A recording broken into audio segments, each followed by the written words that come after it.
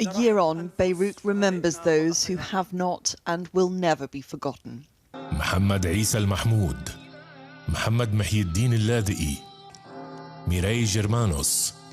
The city's tragedy is not in its past, it's in its present.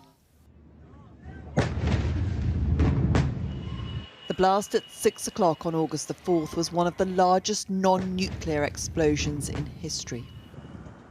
12 months on, only grief, anger and hopelessness spread further than the physical devastation.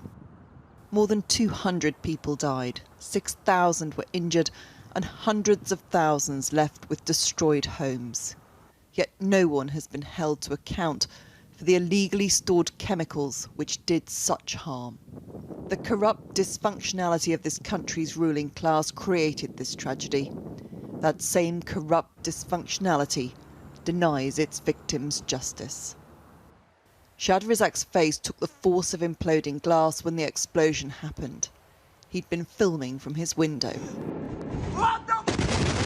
Now his body is healing, though his vision is permanently damaged. So too, any feeling of safety in a place he'd expected to live his whole life. God gave me another chance to live.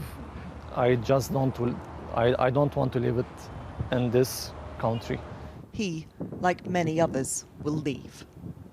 We were hoping that the explosion will be the last big crisis and we will find a solution. Instead of the solution, more crises, more problems.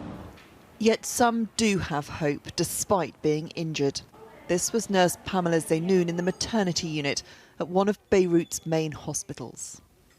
Back then, she showed me the blood-covered incubators and devastated corridors she fled through, clutching 3 premature babies. She ran for hours and somehow kept them alive. Those tiny babies are now a year old. She is part of every stage of their lives. They don't know that they owe their survival to her yet, but one day they will. There's always hope, and the Lebanese people should keep hoping for Lebanon to become a better place.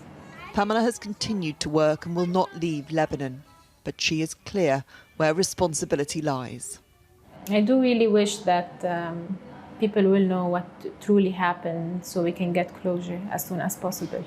For now, though, closure, like justice, is an elusive hope which few believe will ever truly be realised in a city in despair and decay. Emma Murphy, News at 10.